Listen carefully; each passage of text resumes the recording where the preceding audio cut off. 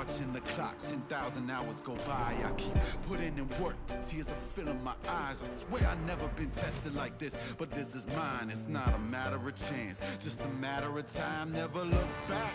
If something's standing in my way, I always push back. If something seemed impossible, I never took that. Nah, cause now I know better. Can't stop, won't stop, I won't quit ever. The highest fall, it won't break me. The blood and sweat is what made me. I'ma get mine, just a matter of time.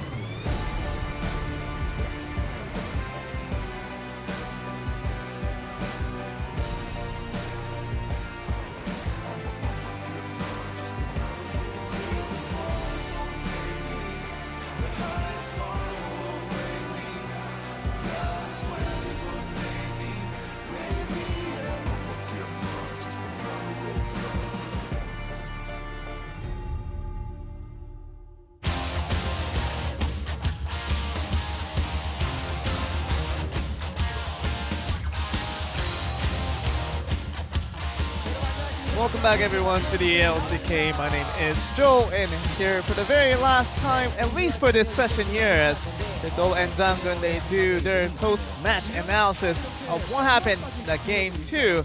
Really not losing the concentration of going to be Gen.G, even through losing game 1 in this game 2. They feel like they have to get every sort of match point as they can, and here they are, bringing it back to even, and we're gonna be starting off with game 3 very soon here. But for the meantime, we do cover on what exactly happened in game 2. It was about Gen.G trying to get an early advantage and really punishing Gen.G on their little mistakes that happen over and over again. And really, when it came about, really was about Gen.G just benefiting off of the Gen.G mistakes, and that really did lead them to another win here. And we're in game 2, obviously, looking at what happened after they lost out. This is their second game. And just going with the blue buff, just casually. This is right here. It's a mid lane gank that will come through, just following those minions through and catching Fly off guard. Even with Graves pulling off that skill shot to drag him in, and Orianna left to no escape on that one and just has to use a flash to get out. And we just look at the fast forward as to just continuing on, just getting the Rift Scuttlers can be just fine.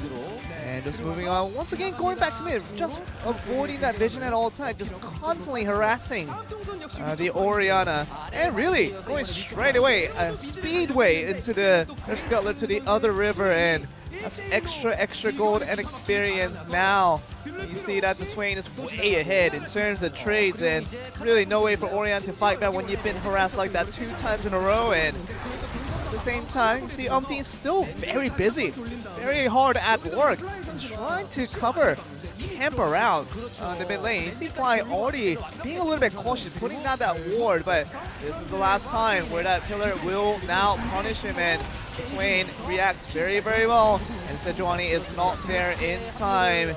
Mission a bit late on that one, and mean that Fly really just taunted over and over again by the opponent jungler, and did a very good job of utilizing his distance, his location, and knowing the location of his opponent jungler just to go for the poke ganks every single time onto that mid lane, back and forth, and eventually it did lead to an eventual death for the Orianna, and Fly having a hard time in the mid lane for most of that game, and really did lead to a Gen.G losing out. Now we're going to game 3. What the fans had to say was also interesting, is that really Gen.G, people don't know how good this team is or how bad this team is. This is really hard to tell, because sometimes you see a game like game 1, but game 2 tells us that it's a team very viable to beat out even a team like Gen.G. So will be praised, obviously, for his aggression, trying to catch out ambition, obviously, all to all. But it's going to be game 3 when we begin. It's going to be very interesting. But let's look at the one-line summary. This is, you can say this against the opponent more, against the opponent Orianna. 엄청나게 튀어내서 it's just saying very much he comes out often. appears often, but you get the kind of the paraphrasing there. 엄청나게 튀어오네. So it's T, just making the paraphrase on that one, and that's the best one he got for now. But let's see the best cast from you guys as we get on to Game 3. Thank you very much, Joel, for the translation. Basically, he was all over the map. It's Yeah. the English expression they were going for there, and he deserves the MVP because that early jungle path thing where he came out often won them the game. So we'll go ahead and win that MVP. Very well deserved by him.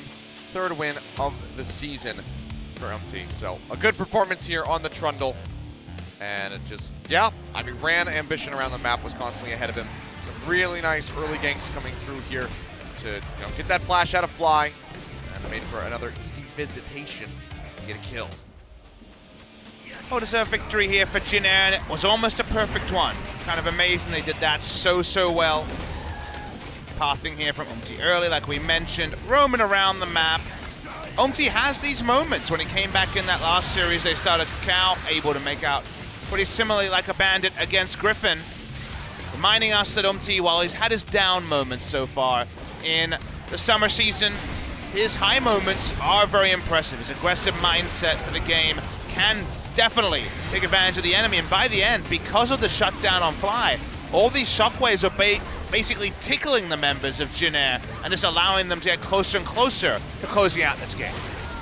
Yeah, early pick on the Orion, not really working out for Gen.G at all. They move back over onto the blue side. We'll see how they're going to fare, what kind of comp they can put together. We saw interesting bans by Gen.G on red.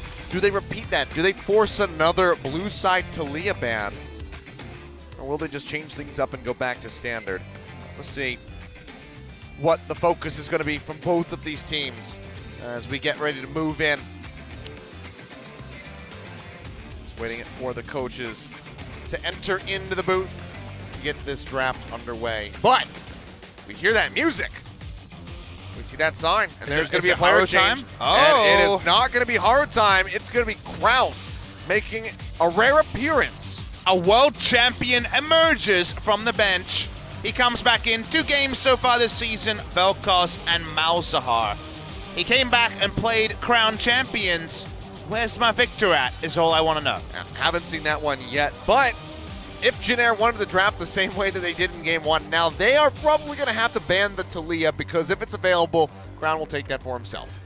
Brought back Talia back into the meta after 2016 Worlds when she'd been nerfed and we saw no Talia. It was Gen.G here in Korea. Yeah, it's all the You and resurgence there. Cast him, resurge that Talia to relevance. The Victor is the one I want to see because we haven't had buffed Victor on patch 8.14. Let's get going. Very cool to see an old face from the side of Samsung Galaxy's past.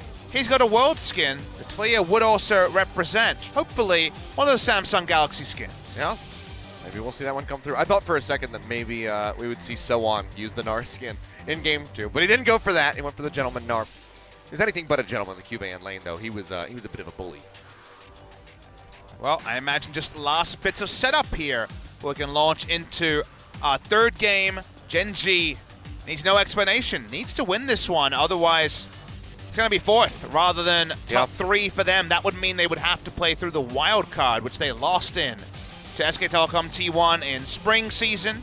Would love to skip to some best of 5s, but even a 2-1 stat line doesn't guarantee anything for Gen.G. They started the series at the same game score as Kingzone. That means if Kingzone 2-0-2-0, 4th place will be guaranteed for Gen.G. I mean, you think back to that moment, and not to dig up the dark memories, but that was the last time that we had Crown as the starting mid laner for this squad, and it ended up with him breaking down into tears in the booth because of that loss that they suffered at the hands of SK Telecom. So, like you said, a must-win situation basically for Gen.G, but Gen.G, playoffs isn't their hope. Gen.G's already locked into it. They want to go as high as possible to play the fewest amount of games in the gauntlet, but Gen.G, they want to avoid promotion tournament. They want to keep above MVP in the standings, force them to go back through with the likes of BBQ. But what a story it would be. The team that came in after Rift Rivals 0-8 to make that big heist, get away from the relegation spots, only won their final match of the first round robin against BBQ Olivers, now looking to push towards 5 match wins. They will be 5-12 after this series. Whatever gets them away, Jin Air is definitely one of the longest standing stories of Korean League of Legends. Never with any big success. They've always been a perennial 5th through 8th team, but never relegated, always in the LCK. I don't know what the LCK looks like without Gen.G GreenWings, so I need my Glad playing as often as possible, Achilleos. Well, it seems like maybe having some extended issues with Crown here in the booth. It's a nice ring he has there. Yeah, just trying to get everything. I mean, we know Crown. He's got the bling, man. This man does like to bling. He does like to play 3 to 4 champions at one point. That's just how he rolls.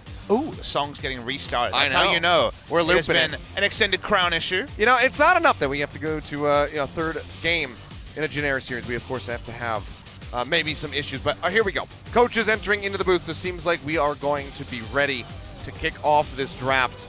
The third and final match of the evening, of the week here at OGN. The last week of the regular season. Last full week of the regular season, I should say, because we do have matches next week. But here we go. Back over to the blue side. Gen.G banning away the Kindred first again. Toronto first pick intensifies with a ban like the Kindred, but it's a favorite of Umti, who already had a wonderful performance on game number 2 on the aforementioned Trundle. Jin Air on the red side in game number 1 were already focus banning things like the Ashe and the Rakan.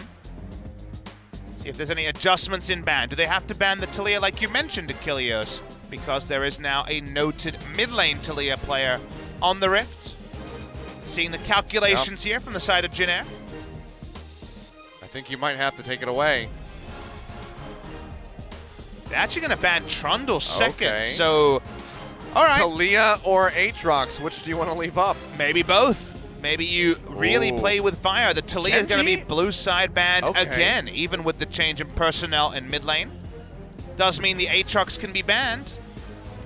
If Jin Air banned Ashe, it would be a pretty sick moment, I gotta say. That will be the swag ban. How much practice have you got in there, QV? But not going to happen.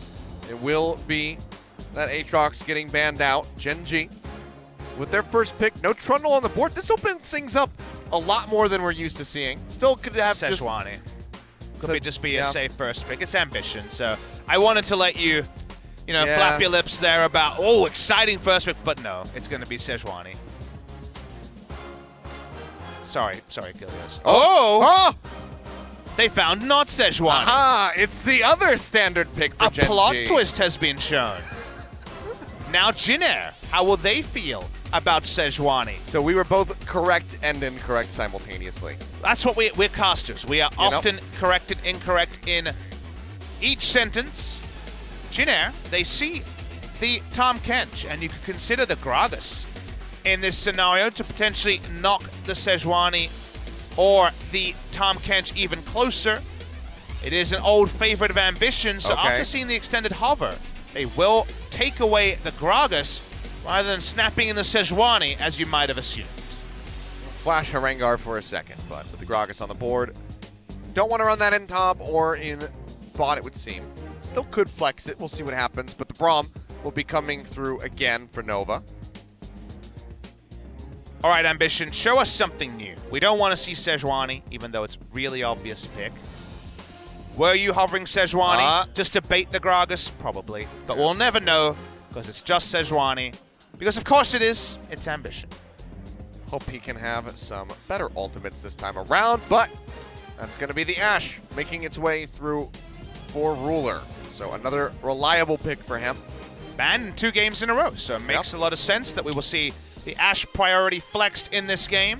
Gives a lot of information about Umti's positioning. I think that's why Jin Air were preferring to ban it, Achilleos, because Umti's positioning and pathing so it won them game number 2. So the opportunity to obfuscate information and not give the Hawk shot away, probably a pretty smart one by Jin Air for 2 games. But for the 3rd game, the Trundle ban comes in. We got the Gragas versus Sejuani as the remaining jungle matchup. And just the fast for bot size, we see Umti really hyped in the booth.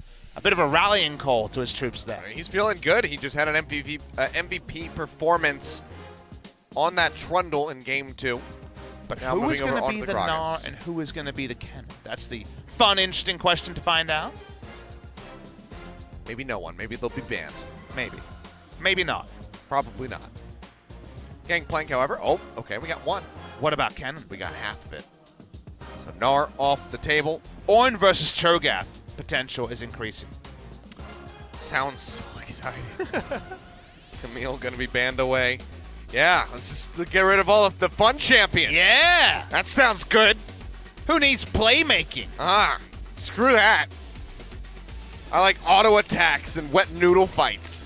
But who's gonna get Abyssal Mask first? It's the race of the century. Well, the final ban is going to be Jace to remove any interactive champions. Now Kennen is there. What about Mundo, though? He's getting a little bit more available to be picked. Could also be Gragas top lane, but we don't really think it's going to happen. Darius is on the board, so Kennen seems like the safe blind pick. It's a blocker pick to Mundo, so that's why I think they're going for it, because they don't want to play Mundo, and they don't really want to deal with Mundo. So just going to be the Kennen. Malzahar is open, in case you guys are wondering. Oh my god! Cho'Gath Malzahar. Could be. Cho'Gath Vel'Koz. Oh, that's a little bit more of a pog jam. What's it going to be from our good mate Crown in solo queue? He's playing a lot of normal Crown champions and the Zoe. So we'll see what he's feeling here. Be a blind pick, so you imagine it's going to be Ultra Crown. The Victor would be the most exciting. But Please. would he actually do it? Crown, please do it. Can he convince the coach to allow it? It's Trace, so probably. Trace is crazy. Oh, maybe it's just a Zoe. Makes sense Okay. with the pick comp that they've enacted. Is his most played in solo queue. Wasn't wonderful on the Zoe in spring season. But going to go to his Ultra default anyway. But we know that it takes a while for Crown to master a lot of different champions. To think back to when he started playing the Syndra. It was pretty poor initially, and then he became one of the best Syndras that we had in the LCK. Well, Grace has been one of the most LeBlanc players we've had in the LCK, and he definitely hovered it for a while. Okay. But now going to go a bit more soft when it comes to attacking lane. It won't be the LeBlanc trying to hard crush the Zoe. Going to be Grace jumping on the Orianna. Now both sides have a lot of CC. Gen.G definitely feeling like they're going to try and make this a tempo draft siege with the Ashe and the Zoe. But team fight available to both sides of Gen.G versus Jinx. If Gen.G can get this win, we would be seeing 3 red side Orianna picks all go with a loss. Can they pull it off this time?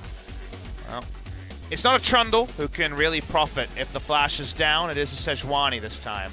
Trying to punish the Orianna, but Umti gave a bit of a blueprint on how to shut down Orianna in game number 2. See if Ambition goes away from his usual farming ways, and he's got such strong CC in his side lanes. Maybe we can actually see a real vintage Ambition performance where he comes back with the aggressive side that he only shows very rarely. It is a must-win game for Gen.G. You want to see that? I want to see perhaps a vintage Crown performance coming out here in the mid lane. Make things nice and competitive between he and Grace. We'll see how that one's going to unfold. The Orianna has not been very successful today, but Jin Air, they're going to try it again. They're going to try to get some success. They have a lot of pick potential with that explosive cast from the Gragas, with the Chains of Corruption. But have I introduced you to the enemy team with a Tahm Kench and pick champions as well? If it's pick versus pick, it's usually whoever snowballs their team first picks up the victory. Oh, well, we'll see. Looks like this one might be another slow start of a game coming through as we wait for that Ashe and the Varus to get their items in. I like it when it's predictable. This one could go long. All right, well, we're going to see just how long it goes. 10:15 here in Korea. Let's see how late we can make it. We jump onto the rift for game number 3.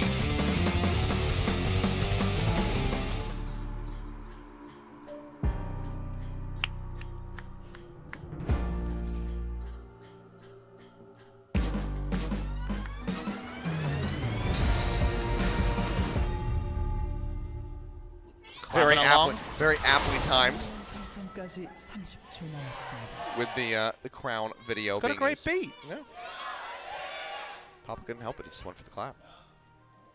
It was easy, you would say, to keep up with the beat. Well, we heard the Papa clap. We saw the Jin Air clap. So will this be game 3, the clapping here between Jin Air and Gen.G, or will that just be when FLICKR beasted Jensen in the mid lane? We'll wait and see. Crown pushes up. He's flexing a little bit. Seems like Crown's having a good time in his big return. Whoa. Hamming it up. Got that crown sign ready to go. So a lot of fans very happy to see Crown back into the mid lane. And it did get there. We did reach that milestone. Oh, Congratulations to it. Ambition. Nice That's right. clap from the audience to continue our clap discussion. 400 games for probably the best mid laner in Korea, pre-FLICKR, and also retired because of FLICKR. So Yeah. on to see Ambition reach a great milestone. Been around since 2012 spring.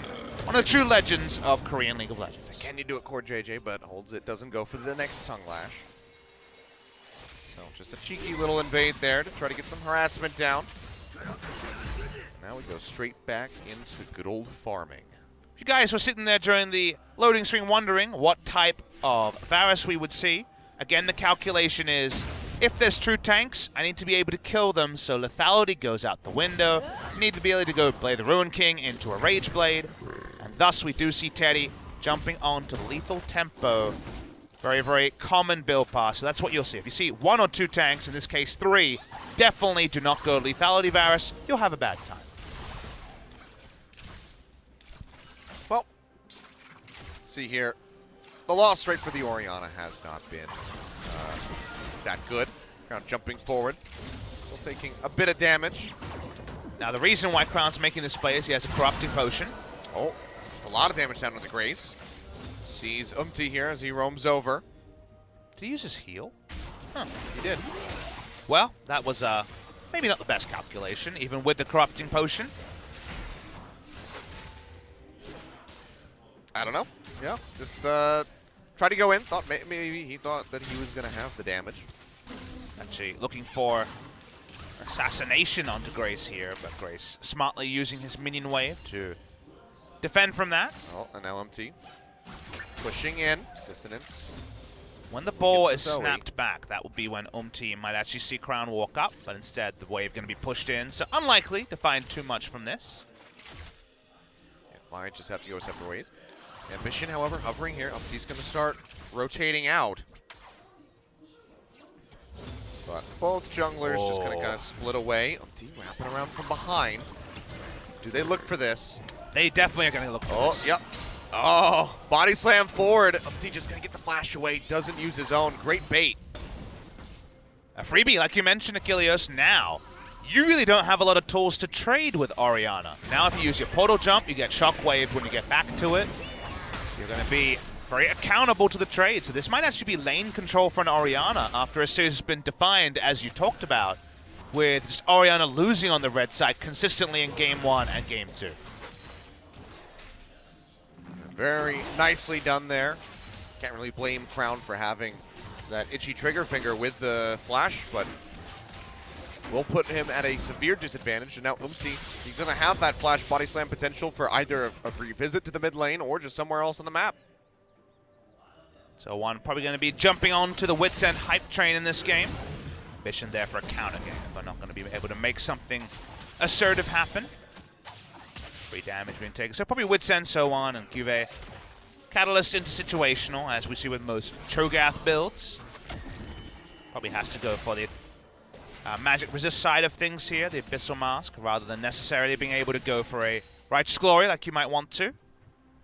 It's always nice when the Cho'Gath actually shows his build first, because then as the cannon you can go play the Ruin King or Wits End respectively. A Catalyst into situational is always a safe way to travel. Well, just going to be some back and forth here in the bottom lane. Just be focused on farming. Don't expect to see any real action, perhaps, until we see the level 6 on the Ashe. And on to Teddy. Have Chain of Corruption and that enchanted crystalline arrow. And all has to do is farm till 6 and make sure that none of the vision Ambition puts down to try to help Crown leads to anything, because then this will just be the norm of Grace standing in the minion wave with a 2-summoner advantage and hitting QW trades reliably onto Crown. Ambition showing face here in mid. See that Scuttle Crab's coming up. He's waiting in the brush, but Ambition. Spidey sense is tingling. Has to walk up eventually. He's getting his bot lane to walk up for JJ and Ruler. Starting to roam. Pushes him away, but the Scuttle Crab's still going to be grabbed by the side of Jin Air. Now they're pushing in. They're going to be looking for Ruler. That flash body slam is still there. Devour coming down for JJ, spitting Ruler out over the wall, and he's just going to get popped. Nothing for him to do. Locked up so long that he couldn't flash. Ambition trying to escape on the backside of the pit. Dragon doing him a little bit of a favor, putting him into the back a little bit faster, but that's first blood over to Jin Air again. Jin Air just playing so smart. They make the right call at every moment. Still has his flash up, kind of amazingly, given the scenarios we've seen him in, but he got the maximum both times, getting the stun onto the Tahm Kench. Was the start of the CC trigger. Got a lot from that, but now Teddy has no mana, and Core JJ is back. Yeah, trying to at least force out some of these summoner spells. Nova be falling low. Now they're trying to turn this one around. Nearly get those concussive blow procs in onto Ruler. He'll kite back, throws out the volley. Manages to find an answering kill on the Nova, but now Grace is roaming down. He is level 6. He does have the shockwave, but the members of Gen.G are a bit too far away, and he doesn't want to have to flash in for what might result in a kill, so we'll just go ahead and kite his way back up to mid. T's flash down now. Nova can get teleport back to lane. It's not going to be a disaster for him necessarily, even though he goes down. All about wave control. No backs at 61 CS for either the Varus or the Ashe. In the top side, it's Catalyst versus Merc Tread, so about as uninteractive a lane as possible. Oh, we never got to this actually, Achilleo, says It's spotted by Ambition, but notice that Sowan has knock-on for AD cannon for once. It is going to be an AP cannon. Oh. From Sowan.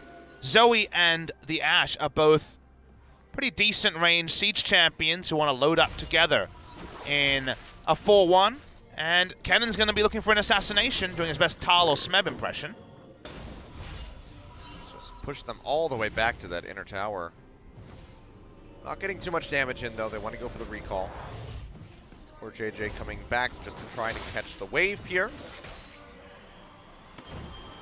What? Oops. Well, that was bad. Oh, dear. It's Core GG, but the other type of GG. Yep. This is the other side of that NA import meme. Thought he left that tendency in North America. Sadly not. He goes golden, remembering better days when he was winning the World Championship. Well, Teddy and Nova in the mid lane. Let's focus on that. Hey! Crown just going to be clearing out the wave. They're hovering behind, waiting for an opportunity. But not going to find one, so probably just going to be a roam back down to the bottom lane. Well, we call those whoopsies in the LCK. Big whoopsie from Core JJ. I wonder if he realizes that he was on camera. He was next to the minion, so he knows. The enemy team know. I guess No, he could not be that. optimistic that the fans don't know, Yeah. but we caught you. We caught you red-handed. That's one of those moments where OGN needs to have a reaction shot. It's always one of the first things I took to when I started watching competitive League of Legends, was noticing how in Korea they would always focus on the player rather than necessarily the champion. There's always about building the storylines on players. This might build a storyline. Crown. Shockwave, yeah, on a Crown. Pushing forward for the body slam. Will draw out an Abyssal Voyage. And as Core JJ arrives, but better hope he doesn't get into a bad situation. Otherwise, he's not going to have a stopwatch to save him. Ambition just can't get a Scuttle Crab to save his life. Nope. The previous good play for Jin Air was made around a Scuttle Crab contest that Gen.G tried to make. I have not been tracking, so I'm not sure how many they... I believe they've all gone to Jin Air, but one might have been taken topside at level 1. I'm not sure. Yeah. Cuvee coming for a bit of a roam. Crown says, I would really like to have a summoner taken away. Grace going to start zipping his way down a little bit too early on that trouble bubble, but now it's going to be a lockdown into the Glacial Fissure here onto the Tahm Kench. Core JJ's going to die, and Grace made it out alive. I don't think stopwatch would have saved him, but probably feels a bit silly about that one. No, it would have been better to have it than to not. I was watching the CC bar to see if we could flame him about it or not, and kind of 60-40 on that one. Still, he goes down. Grace only has to use a single summoner. Gonna watch the replay. Let's consider if stopwatch would have saved him. I'll let you be the judge, Gilios. Okay, knocked back. Wouldn't have used it yet. Corruption's down. Still CC'd. Flashes No, away, he would've- and yeah, he died before he hit the ground there. All right. He actually sold the stopwatch, got away from the scene of the crime. Didn't want a broken stopwatch in the never inventory. existed. 20 gold, got him a health potion maybe. Hell yeah. Now I want Core JJ to release his autobiography of If I Had Stopwatch. If I had stopwatch. The Core JJ story. Yep. Well, Gen.G don't have to worry about the ifs. They got the mountain trait. This is going to be a freebie to them. They found 2 good news stories around the bot lane. Gen.G looking for that match victory to get them away from relegations and also condemn Gen.G to a very likely 4th spot on the ladder. Who would you have narrate that for the audio book? If I had stopwatch, Ghost Crawler. Ghost Crawler? Yeah. I was going to say Morgan Freeman. I mean, Morgan Freeman's just the voice to everyone's life story. I want some Riot flavor. Give it to me. Let's see how AP Cannon does this game. We're ready for some big AP Cannon plays. Doubling down on some AoE Wombo. First good trade for Crown all game.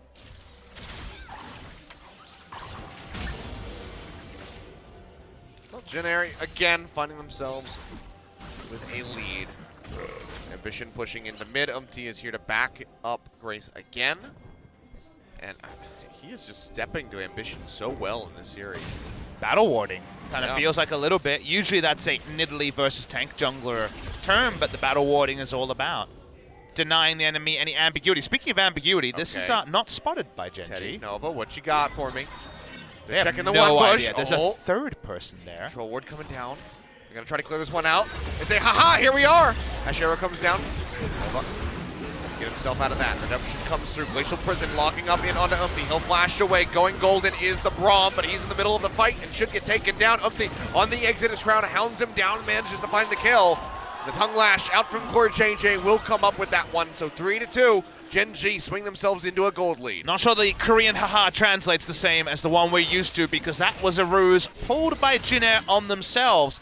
I think they were caught in vision a couple of times, and Gen.G brought down all the members. They problem solved it well. They get the 2 kills. This should be bot lane turret and blue buff potentially taken away by Gen.G. Yep, gets it right before Grace can arrive. So good pick up there. Ambition now hovering around the back, but he doesn't have that Glacial Prison, so we'll just go ahead and assault over the wall. A lot of damage in onto the tower, but no first brick yet for Gen.G, but they'll be happy that they now have the lead. It's only about 500, 600 gold up, but I mean, this was a bit of a big brain moment. They actually see Ruler walk into the brush. Yeah. So this is the counter whoopsie. I would argue worse than the Core JJ whoopsie. They bring in 4 members and just slam them. Space Jam onto Gen.G. It's deadly effective, and now Gen.G have actually regained a lot of the momentum they've lost around the bot side of the map. Well, that's quite the turnaround. To what was otherwise a very strong start for Gen.G twice in a row. So, but they're not out of it yet. You know, the lead isn't that massive. Teddy got all the gold, so he's 2-0-0 and did not die. And that previous play, he's got the Bork. Seeming like So does Ruler though. not 100% clear as to what his next item would be. Could be Zeal item, could be Rage Blade. Arguments for both. Definitely gonna take a long time to kill the front line of Gen.G, so it was very clear he'd be going into this sort of itemization. So on, started Merc Treads, but working on this AP Cannon build. Again, Tal had that big 5-man cannon ult last time we saw the AP Cannon in the LCK, and we had 2 games in a row of on-hit cannon, so a welcome return to the more explosive side of the Lightning. Smeb sitting at home approves. When I saw Smeb playing 2 games of on-hit cannon in a row, I got very sad. Yeah, it's just not the same, man. What was the big moment? Was it 2016 Worlds? It was. Yeah. Man, what a flank. Oh, this is no flank. It's a return to the scene of the crime, invading the red buff here. Spotting this one out. Trouble bubble. Almost hit. I think that would have stolen. He didn't have smite, so it would have been a decent little takeaway there, but not going to find it. Mission waiting for this control ward. Yep. The cask's not going to do a whole lot of anything to him, so he's all right. You know, Rockets is throwing those champagne bottles all willy-nilly. Those things are expensive. It's a brand I'm not familiar with. Not sure what that is. We're chasing for a kill here. Looking for the battle start. It does Ooh. connect. Looked like that barely. I thought that was going to miss, but does manage to find the hit. Grace with no mana getting jumped on. Crown trying to finish him off. I think we'll do so. Trouble bubble in. Next on to Umpty. Nova Falling low, jumps to the side, has the shield up. Ash Arrow comes down, connects on the Teddy. No kills still yet found for Gen.G as they get knocked away by the explosive cast. It seems like that will be enough for them to go their separate ways. But they get the zone out onto the members of Gen.G. Now they can pick up that bot lane tower. A very nice disengage on the ult from Umti, but you're right, it should be at the cost of the remainder of this turret health. Tahm Kench and Sejuani gonna proxy the minion wave to guarantee it. Solo turret gold onto Ash would be much better than Ruler being on the defensive side. And Kilios, I know you and I were talking about this in game number 2, the difference between Gen.G when they have a winning bot lane and when the bot lane falls behind. Yeah. Bot lane was behind this game after the misplay from Core JJ and the nice capitalization by Jin. But they go for the gimmicky turret dive, it doesn't work out, they're caught, and now it's going to be Ash rotating through with a nice little lead in the bot side in terms of gold. This is usually where the game squares up and Gen.G prosper in these scenarios. Crown rotating up towards the top side, just hoping to zone back so on. Unless he wanted to commit forward with a slicing Maelstrom, wouldn't be able to clear them out. He doesn't want to do that. Knows that a feast would just come through, and he would get popped. So we'll just be losing another tower. So that's 2-0 as Gen.G start pushing forward, nearly up 2,000 gold at the 17.5-minute mark. Teddy and Nova answering back a lot of damage onto this tier 1 tower in bot, however. I know that Ruler's ultimate is on cooldown for a little bit, and Umti was in the chase. Most of their vision's around this side of the jungle, so it makes sense to push up where they know they're strong. Tank wars. Yeah, no one's gonna die here. Even with, I think, an Orianna in the mix, Ambition would be able to survive. No Runic Echo from Gragas today. The finish here. That's going to be Glacial Prison coming down. Gets on the Nova. Teddy taking a lot of damage. Chain of Corruption comes through. Or JJ's there with the Devour, but he will still get locked up. Ash Arrow going to clip in onto the Braum. Misses the Varus there. Flash and heal coming out. Keep Teddy alive, but Nova cannot say the same.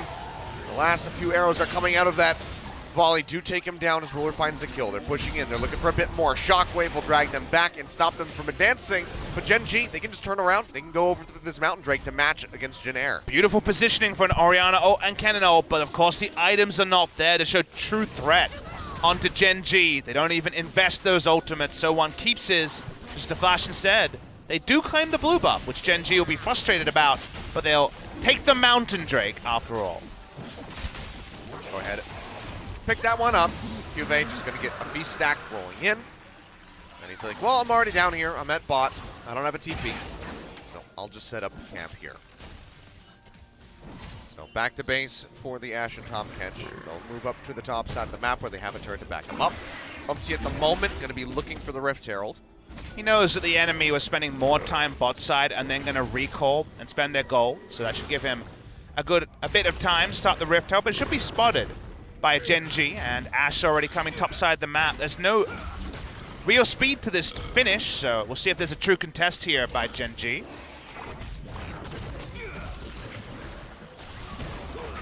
Grace actually missed his QW there, which, you know, tells a story. Not going to find anything, it would seem. Rift Herald will get taken.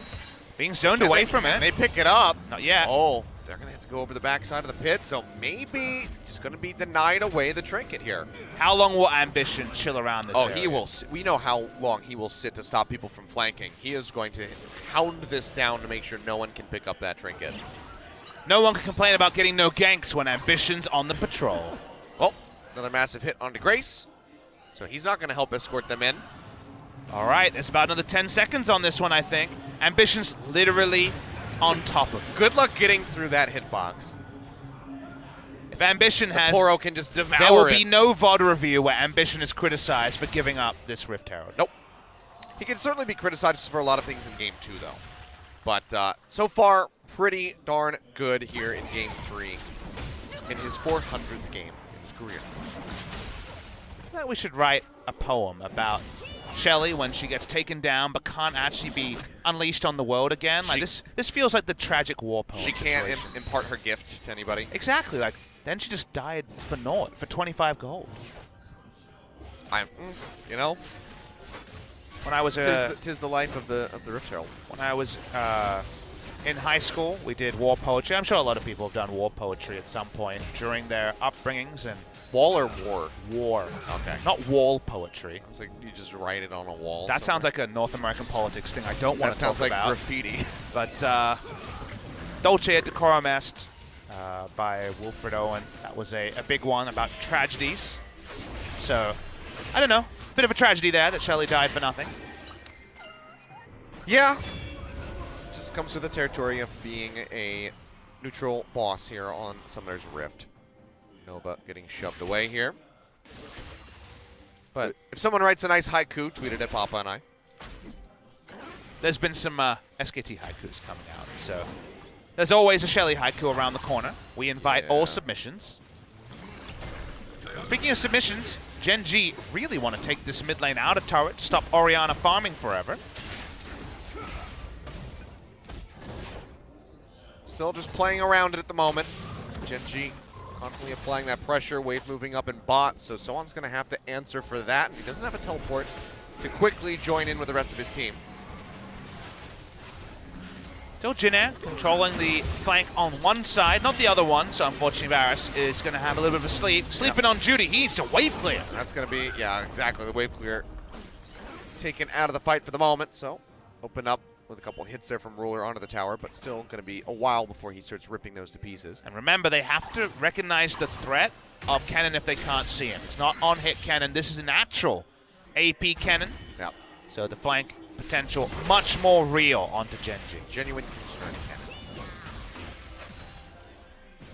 But another wave moving forward, piercing arrow coming down, but this might just be the take. Ruler does have to kite away as Empty comes over the wall, but one final shot will eliminate it. It's going to be all of the outer turrets going down as Crown keeps Grace occupied on the sidelines. Nice deep wards there. I believe Cannon was spotted on the ward that was put down at the wall, spot side. That's how they knew. There's no flank coming. Nice accuracy from Crown. Massive hit, now so on. He's going to have to pop the ult, but the arrow comes in, the feast comes down. Juve finding that kill. That ward, real MVP. It Great. spotted Cannon the first time, then got the kill the second time. Nicely done by Gen.G. Putting down wards you don't expect. We don't see a ward at Wolves at 23 minutes very often in the LCK. Umti doesn't seem to be aware of what's going on here, although... Ambition going to get locked down, Chain of Corruption coming in, he'll go golden as he kites his way out. No explosive gas comes in. I'd burn that one, so. Right. Very dark map from a Jin Air perspective. 3 control wards in a triangle around the Baron for Gen.G to fall back to. Easy to prosper from now. 2 items onto Ashe. It's another wave clear build going for the Hurricane second. I guess there's been a recent trend to drop Rage Blade. There's been less Rage Blade on Varus and now on Ashe from Ruler. To be fair, Ashe taking Rage Blade is not a common thing, but something you could always consider as an outside choice. Grace pushes forward. He wave clears. When will the Baron threat start from Gen.G? Because they have Secure on the Baron, but also Great Turn with the Trouble Bubble and the Sejuani ultimate. And Ash Arrow.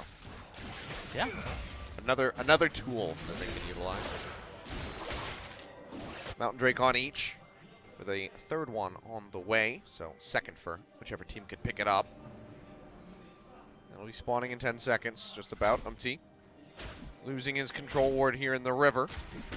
Is going to be spotted, so Gen.G can just kind of slide in, drop down some vision, and then try to turn over, pick up that dragon here. This is such a different game state from game number 2 that Jin have to once again deal with one of the best teams at closing out with 3 turrets. They're so good when their bot lane is unleashed on the map, and they struggle so much when the reverse happens. Hope continues, the red buff being contested. Expect control wards on the flank and just the tutorial victory attempted by Gen.G in this game number 3. Good sleep coming through. It was a little rough at the start, but Crown, his accuracy is certainly looking quite good. Very reminiscent of Fly from game 1 when he was really landing those triple bubbles at every twist and turn. Mountain Drake will get started up. Gen.G looking to put a second dragon on the board for themselves. All 3 spawns the Mountain Drake this game, so 3rd Mountain secured. Cho'Gath wants a feast stack. Very much. Ocean a bit of a junk Drake as the 4th and final one before Elder spawns. Yeah, bit of a gross one. But Yep. we'll just get picked up. if it does get picked up, just for an extra stack in case you find an Elder Dragon later on. It's a bit of a corn on pizza situation as this 4th Drake. It's an ingredient, yes, but no one's excited about it. Exactly. Very strange one. I don't think I'll ever understand that one, but I do wish I could find, for my local ramen place, I wish they had corn. They don't. Well, Gen.G wishes they had an inner turret, and they might. Yeah, they're going to get it. It's gone. There's nothing that can be done. They're trying to pinch in, but I don't think they're going to be fast enough. Now they're trying to turn things around. Arrow coming out looking for Teddy. Glacial Prison comes down. Nova gets himself out of there. Sleepy Trouble Bubble now to lock up the Braum. All of their focus is being turned in onto him. Chidor having a rough time. Cube going to get popped back in by the explosive cast. He's a very tanky Cho'Gath. Misses. Flashes away. That's going to be so on pushing forward to the Slicing Maelstrom. They try to get in on a Ruler, but he is still quite healthy. Going golden is empty. Teddy able to get rid of QA finally, but Ambition is taking down the Braum. He retreats back over towards the base. Grace taking a lot of damage. Another Trouble Bubble connecting in onto him. Keeps himself safe with the cleanse.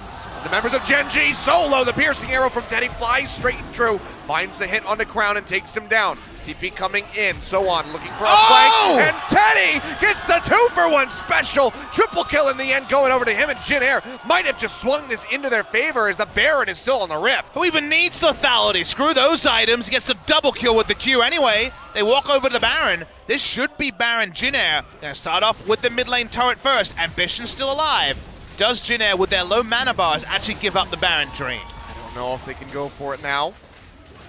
Top turret under a lot of pressure here. The minions working that one down. They have to respond to it, so this is not going to transfer into a Baron for Jin Air. Teddy has buddy 6 kills out of nowhere. Exactly. It is a monstrous Varus that they have right now. 6-0 for Teddy. And he was just having such a quiet game. Got the first 2 kills, but watch the replay here. This is really, really long replay because it's just a very long standoff. Cuvée is just in the front trying to zone for the longest time. The shockwave misses, and you think, okay, Jin Air have screwed this up. So one has to exit almost instantly, doesn't get the back-ended damage onto that ultimate from the AP cannon. But then Ambition gets so greedy, diving in. It's a QSS out of the Braum. We think it's all over, but Teddy is the best front line 80 carry we have. Gets 1 snipe for his 4th kill of the game. Ruler and Core JJ trying to hold on to the summoners. Line him up. Watch this Q though, gets the dissonance, flashes into it. Oh, Teddy. Gorgeous. I mean, he's got 100% of the kills.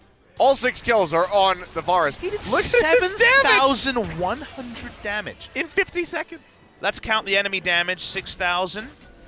So that's, 6,000, 7,500. They did about 8,100 damage. He did 1,000 damage less than the entire Gen.G comp when they were ahead. They're still ahead in gold. Wonderful. So Teddy, Deathless, Grace, Deathless. Wonderful, wonderful performance from Look Teddy at there Teddy. in that last fight. He's got 3 items and a QSS. He's gone berserk Greaves. This man only knows how to carry. Gotta say, remember Jin Air at this point, they got another game.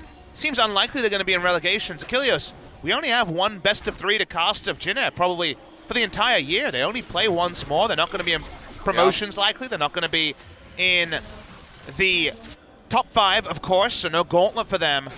No Worlds qualifier for Teddy. Let's enjoy our Teddy while we still have a chance. Yeah, it's a hot commodity right now. Some people believe that you outgrow your Teddy. I disagree. No. I'm always going to keep my Teddy as close to me as possible. Man, he is trying to keep the dream alive here for Jin Air. Big struggles in the early game, but Teddy forcing he and his squad back into this one to try to get that victory. You can't get that close to that perfect gaming Gen.G and then go down like this. Teddy, is it going to be another one? Yes, it is. Still 100%. 7th kill for the Varus. He's never had 100% kills. We've seen it only from the FLICKR marksman. Aiming and Kramer had those 2 games where they had 100% kills. It doesn't happen very frequently. And we see that, but even with Ambition going down, there's no smite, but Jin Air still too apprehensive about starting up the Baron. That wave and top still has to be dealt with. Juggermore was invented so that Prey could frontline with Lulu's shield, with things like that. This is actually only Orianna Dissonance and Orianna Shield, which of course has been nerfed in duration. He has a Braum for some utility, but he's frontlining anyway. Doesn't matter how many supports he has. It's always Force supports and Teddy when it's Gen.G GreenWings. Taking a decent chunk of damage there from Crown. Just trying to get rid of that Gragas. But he'll be all right. He can stick around. All right, Gen.G, do it for Teddy. Think that Teddy's going to be able to play these fights out perfectly. But Gen.G, we've seen Grace hula hoop already once this game. They're still behind in gold. 1,500 gold lead for Gen.G. Gen.G, again, are still set up for first place. They can very much still win. If results go their way, losing one game, not ideal. The match score could end up being the important part. They're not out of this game by any means. If Teddy dies, Gen.G die around it. Yeah. Man, Cuba's massive. Seeing him lumber around the map. I really like the pose that Gragas was doing as he got slept. There's one I saw where I think in the LPL Darius was mid-ult animation and he looked like a dragon. It was so weird. If someone actually gets the clip of that and remembers what I'm talking about, it was legit the coolest pose I've seen since the old Zac days. Well, Gragas is like mid-body slam, so he's like lunging forward and he's like looking up in the sky, so it looks like he just pulled a lever and he's waiting for the water to drop on him. Nice silhouette shot coming through. Well, Umpty keeps drinking. Gen.G have brought this game back to relative parity. Even the vision lines are gone. Gen.G were just strangling out Gen.G in terms of vision, but a couple of botches later, some super plays by Teddy. And now everything is in what-if territory on both sides. Teddy walks up, feeling confident. Can Gen.G rally around this player and find a way to win this game 3?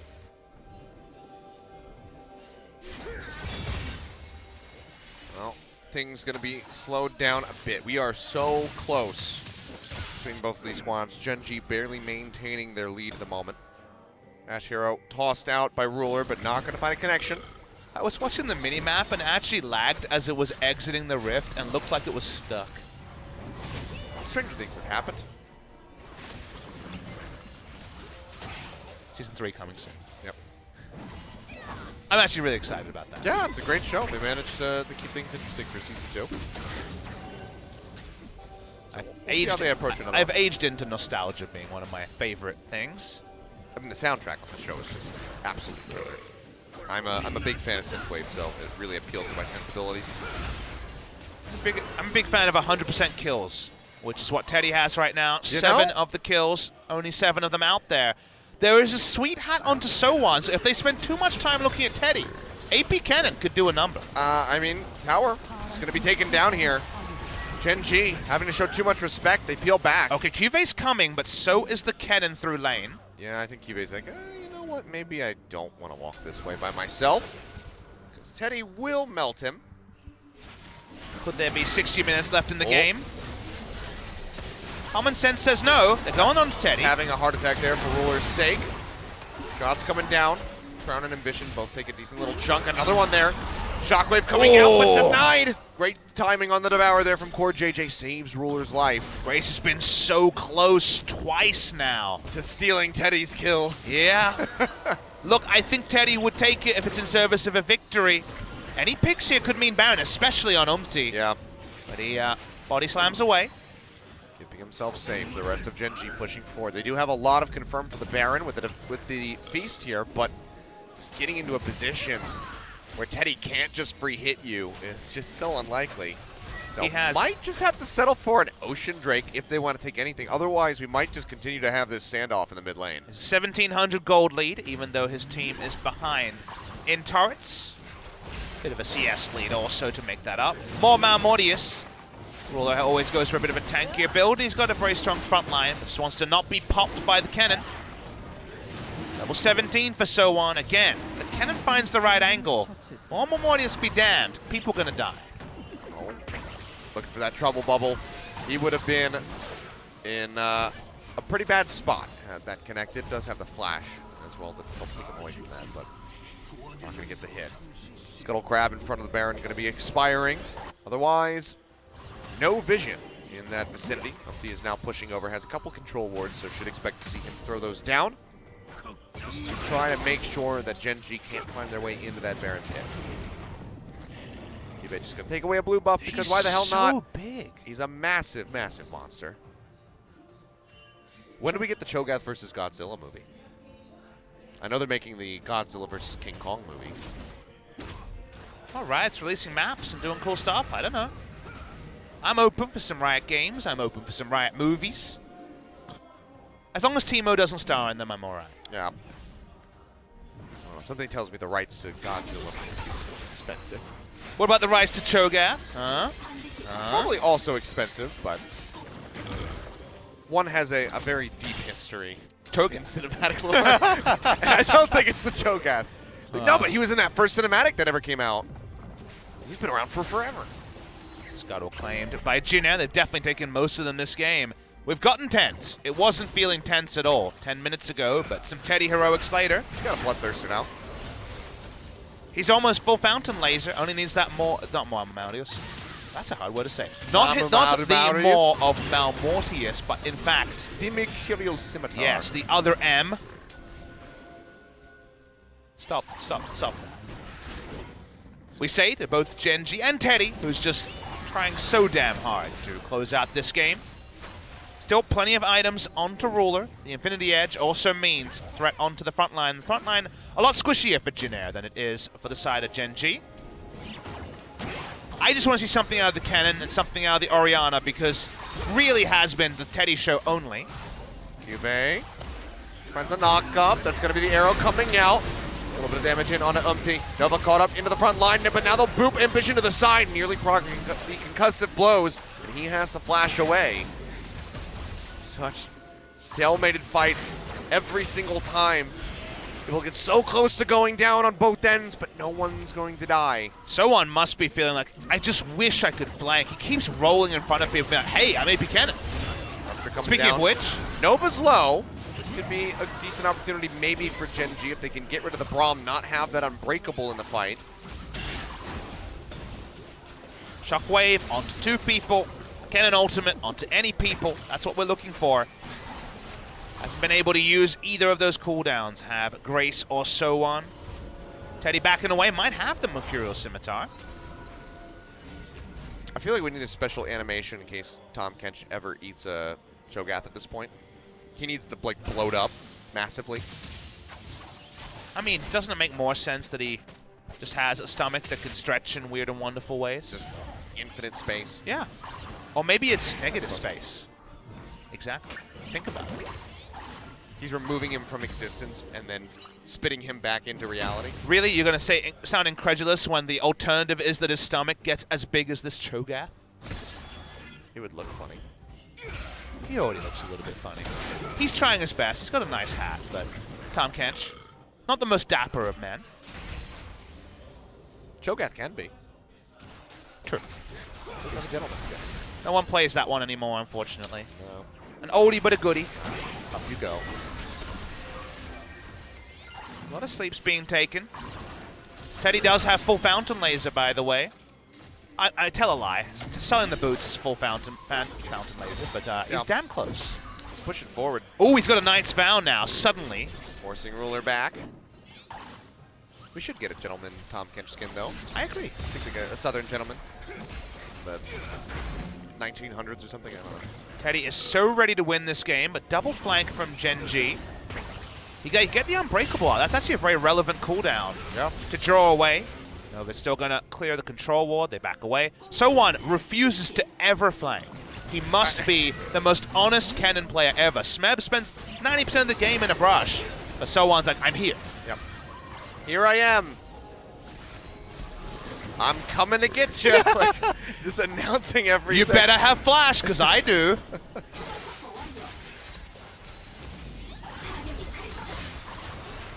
Just waiting for one trouble bubble to land. There is one flank ward, close to the position where the Zoe is on the map. Devour's down, but I don't think it matters. I like the music. It feels very peaceful, and that's kind of where the game is at. We're at a very peaceful point. I mean, it's very tense. It's like, aha, I knock you up, but you have shields. Up you go. You're not gonna. You don't take any. Let's just increase this game time. Okay, Abyssal Voyage. Baron started, but they're probably just going to leave. They definitely will. Unless they can get So-On into a nice flank. That Cho'Gath beast doing a lot of damage. Cutting around the side. Baron's Someone's down like, below hey half. guys. Ambition. No vision at the moment. Scrying Plant comes over. He's going to pop in, and he's not going to be able to get it. Does find the Baron. Glacial Prison going to be tossed out. Teddy flashing forward, looking for the Chain of Corruption on the Ruler. Not going to get it. Gen.G kind of waddle around. Jin Air actually do stick to the objective. Amusingly, So-On actually kept Cho'Gath honest. He was trying to knock up the cannon as they finished the Baron. Last thing they expected, turn onto Nova. Yeah. They know cannon's top lane. He's taking a lot of damage. Trouble Bubble not going to connect. Gen.G now just looking for this Elder Dragon. It was so unlikely that Jin Air would finish the Baron that it seems like Cho'Gath was caught up. In that case, speaking of catches. Well, Trouble Bubble on the Nova. He's still going to be healthy. Ambition goes forward. Big pop-up Teddy. He's under fire, and he's going to be dead. Cho'Gath comes up with the kill, and Ruler follows up on the Nova. The lane here of Jin Air completely dismantled. Sleepy Trouble Bubble now on to Grace. He will die. It's a double kill for Cuvée, and just like that, everything gets undone. That might just be the finish. They have the Baron buff. So-On is still alive. How much can they take here? Umti tried to disengage, couldn't do it. You gotta do something, Jin Air. Umti's trying to catch the wave. He's trying to proxy, but they have a Cho'Gath who can just soak turret shots for days on end. Cuvée charging in the inhibitor. Going down, it's 40 seconds on Grace, 30 on Teddy. So-On, he gets the engage, but he's not going to get anyone. He gets so close to taking down Ruler, but it's not going to happen. And just like that, after getting so damn close, after getting the Baron, Gen.G will just roll them into one fight and take the win. How else could the game end but a free Baron to Jin Air and then a free win to the side of Gen.G? Here comes the minions, Gen.G win, and they're still on the hunt for first. What a feel-bad moment for Jin Air. Teddy, you get the finish with 100% kill participation, but you're the first one that dies in the final fight, and it all just unravels. So close to upsetting yet another top 3 team, but they cannot do it. Gen.G, they get the victory with the return of Crown, and it's really just Jin Air outplaying themselves. What a weird game. It feels like we were just playing through an adventure game, but they ran out of budget at the end when they were crowdfunding and there was no ending, so they just said, oh, by the way, they won. But it's exactly what it felt like here. Gen.G just pull out a moment in the clutch after the flashes are traded between the Varus and the Ashe. Varus too far up, no ability for the Kennen to find an ultimate until it's a 1v4. 1v4 fails, and Gen.G are still on pace for top 5. That means that Jin Air slipped just a little bit further down. Let's go ahead and take another look at this for some odd reason. Well, the knock-up hits onto Teddy. That shouldn't be the full story, but they realize flashes are down. Maybe they can chase on this. A second ult hits. The Unbreakable doesn't interrupt it. Timing's not perfect. Ruler free hits, and the rest is all she wrote. Gen.G take them out. The exhaust onto Grace, actually super clutch. Yeah, wouldn't have been enough to get multiple kills, but maybe Ruler goes down and can't lifesteal his way forward. Everybody except Teddy, unfortunately, had a pretty down game for Jin Air, and it wasn't enough for them to get over the line. Gen.G win. Oh, Jin Air. I mean, this is definitely feel bad at the end, just given the way that you lost, but there are signs of hope here. Clearly, the squad has been picking up wins in situations where you would say they absolutely should not on paper. So there is some positives to what we saw from them today. And I mean, you know, full fountain laser here from Teddy. Look at the damage coming in. But unfortunately, it's not enough for them to get the win. The one knock-up leads to a chain of CC coming through, all targeted at Teddy. And that's the problem when you're the sole source of damage really for your squad, is that you have the biggest target painted on your back. 13,000 damage, too many shockwaves. Missed this game from Grace. So-On with his earnest elf cannon that refused to ever flank, also very questionable. Teddy did a lot, but wasn't able to get the win. In the end, his flash being down was profited on by the sign of Gen.G. Gen.G win, and again, 12 match wins. They are joining Griffin at 12 match wins. Their game score for the Hurt only at 2-1, so they're going to be at +10 compared to the +14 that Griffin has moved to with their victory. But Gen.G still on the hunt, which would have been likely averted if they lost this game. Oh man, what a way for that one to get the finish here. All the way to game 3. From nearly perfect gaming Gen.G in game 2, only giving up the single kill, no other objectives, to then this. where it looked like they finally had made the miracle swing. MVP, though, from the side of Gen.G. Let's see who it's going to be. It's going to be Cuvee on the Cho'Gath, 3-1-3 in the end. He'll get his 4th MVP win of the split. He was solid in this game. I thought of the top laners, he had much more involvement. Difficult to choose an MVP in this game because it seemed like it was going to be Teddy through and through. But Gen.G get over the line. Ruler made some good moves at the end, but it didn't matter. Good job by the Cho'Gath. The teleport here, one of the earlier points in this game that dragged so heavily in the mid game when Teddy pulled off his heroics. Oh, I feel for that boy. You know, overall, this was a good performance from Jin Air. I don't think this was necessarily one of those times where people like to joke and say that, you know, Teddy is always trying to 1v9, but I don't know. I saw this last game. He was definitely 1v9. He was, but I didn't think that many people from Jin Air were doing stupid things where it was You're right. kind of that situation. But they all looked a bit, you know, uninspired, I think. Core JJ, clutch exhaust in that last fight. Absolutely. Onto Grace, also very helpful. I wonder if Teddy will be on Jin Air next year. There's the potential for shuffles. SK Telecom just missed playoffs. You know they're going to change some players. yeah.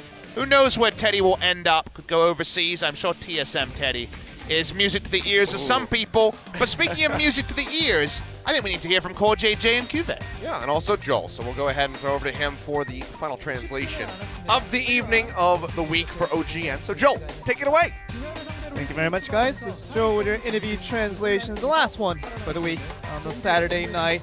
We do go home on a very late evening because Jin Air did extend us to a game 3, but eventually the better team did win out as Gen.G was the higher ranked team, and they are tired. Right after that win, how do you feel? It feels like my throat is hurting because I've been screaming so much, but Hey, Sam. I think it was a really, honestly, a try-hard game for all of us. I mean, how do you feel like your game was all over together? I think after today, I want to eat some meat, so yeah, meat is the best. Yeah, I don't mind which kind. That was a good question for obviously Cuvee. But for Core JJ, I know the games were interesting in itself, but Alistar was feels as if it's a champion that you haven't played it actually that much, but now you're putting it at a all % win rate. I've always had confidence in it, but I just never really had a composition that could fit in well with it, and I knew I had to practice a lot on it and try to improve the mastery of that champion. There was no big issue with the games themselves, but as if the game 2 didn't go well, I'd say you had to extend it over to game 3. What was the mistake on that one? When I had to use some very significant skills, I have to just make sure whether to push away or to raise up in the air. It's a decision that I have to make all the time. And Cuvee always staring at Core JJ, but it feels as if 5 wins on the Alistar for 5 played. We do get very funny moments with his Alistar, but he does get all wins with it, so I gotta give credits outwards too. And Cuvee does talk to ambition in a way where he's very honest and very straightforward, outspoken even. How do you feel about yourself, Core JJ? Well, Cuvee, he does say bad things to other people, but other people say bad things about him too. So, when we can trash talk about each other, it's a good feeling. With the all win, the no losses Alistar, we're gonna see what Core JJ did maneuver in today's game. And this was right around the warding area. Did you know that the opponents weren't aware? sure you were just looking around basically when your opponents were using the sweeping lens. I didn't really, intend it, obviously, but altogether, I just saw them just kind of standing still and try to just not get caught. That was the thing we were supposed to do. And it depending on, which one the opponents were thinking. JAG was one step ahead on that one. But game 2 wasn't easy for you guys and eventually did lose out. And now you do just kind of reflect over the game that you did lose, and it feels like as if a game that you guys were really having a hard time with. What is the kind of the thought process when, especially in game 2, where it feels like maybe in that end you guys might have won out? And for me, I was trying to just push through the side then and trying to find some advantages for my teammates, and but we weren't in a good situation overall, but just trying to just farm out and trying to wait till the late game and trying to wait for that moment, but that definitely didn't happen for us there.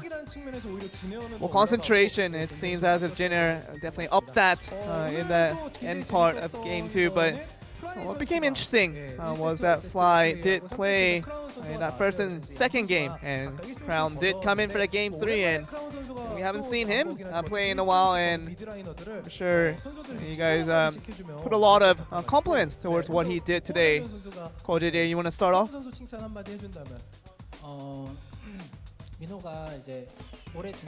Well, Crown did prepare for a long time, and he hasn't made an appearance for a long time, but he's always been a great player, so whenever he does make an appearance, I think he did what he was supposed to do today. So never really shaken for any of that moment. But Kive, you want to add on to that maybe? You could trash talk him if you want. That's definitely your choice. For game 2, we were kind of just ganked quite a bit on that mid lane, so I was having a hard time with that, but all in all, having not played for a long time, he went with the champion that he was confident with. And he did, and tried to go with the roaming quite a bit. I mean, the jungle ganked him 4 times, and you gotta remember. I think the jungle did a bad job then. Well, you're now just putting the blame on the ambition now.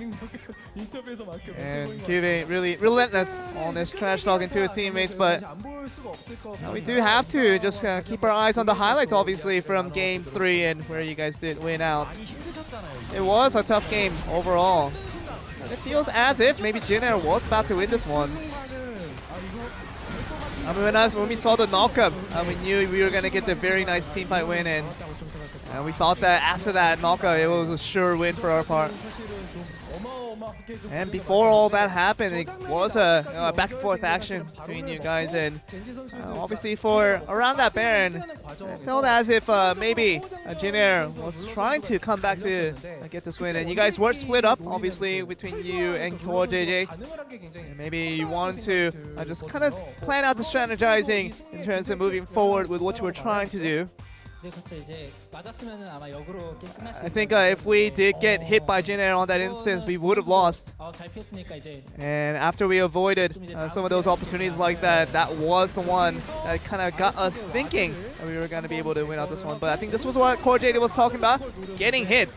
Basically, by that ultimate would have been the difference maker, it seems as if. For Gen.G, that was a very close chance, but Gen.G did very nice to avoid all that. I'm sure you guys have been receiving a lot of feedback from your coaching staff in the recent games. Obviously, with Game 3 doing so well after losing out in Game 2, maybe you want to say something about that. Well, for Game 2, we did lose, and Game 3, we tried to just start off very strong and try to not allow any breathing room for opponents. The opponent's strategies became a dangerous proposition for you guys, but Game 3 was all in, literally on the team fights, and you guys were either go big or go home. And how was that all about? I think it was a little bit half and half. It was a situation where we definitely could have won, but it could have been dangerous, I should say. But it's something that we had to just look for our opportunities as best as we can on that one. You have to overcome the pressure, obviously, to get the wins if you are Gen.G. Well, we don't know how exactly it's going to end up for LCK, and Gen.G is still very much in the top rankings, still fighting for that very top ranking. It's going to be Gen.G still fighting for that, but you know, of course, Core JJ and also Kibi, you want to say something about to the fans? I mean, the day is really hot, but the games are really hot as well. So I know that the fans watching, they will be really would be looking for a more comfortable game to watch from us, and hopefully we can work to get that done and have an easier matchup next time around. It feels as if the fans are more susceptible here. We do have a couple games, and we do want to just make sure we get the best finish as we can as a team. And for LCK, it really was Gen.G that could have always gotten better, but still, at least they got the win today. It's going to be a happy moment for these guys. And to close out the season, see how they do for the rest of the season. We're going to find out in a bit, but for the meantime, it's going to be congrats to Gen.G and sending back to you guys. Thank you very much, Joel. So good to hear from those guys, and I'm sure they're feeling quite relieved after that win, given how close it was. Jin with the near turnaround off the back of Teddy, but they can't quite get it. He gets caught, he goes down, and that's just game over for them. So Gen.G, they do put that win on the board, not in the 2-0 fashion that they would have liked coming into today, but hey, we got Ambition's 400th game on his career.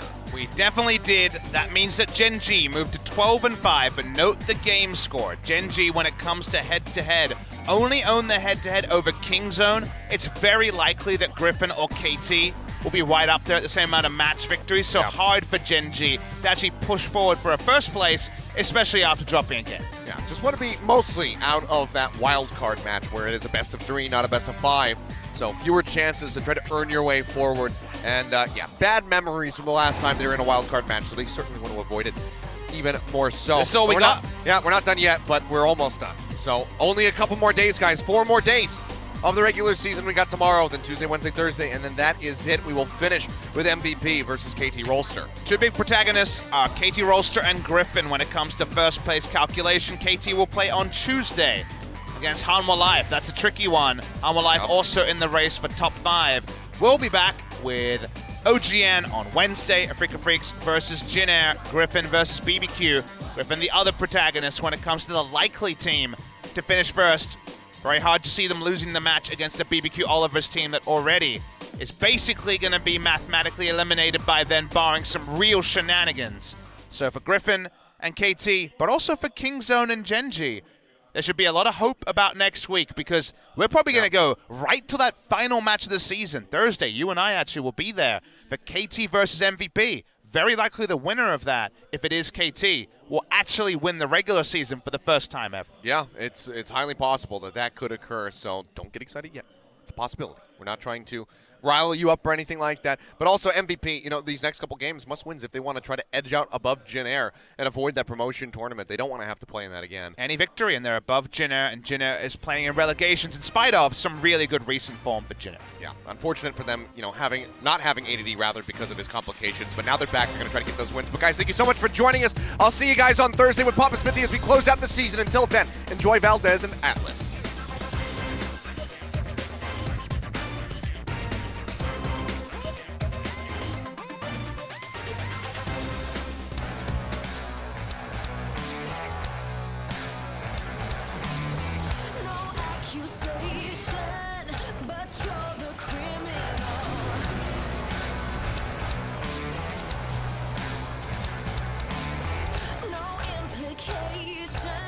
You're unpredictable.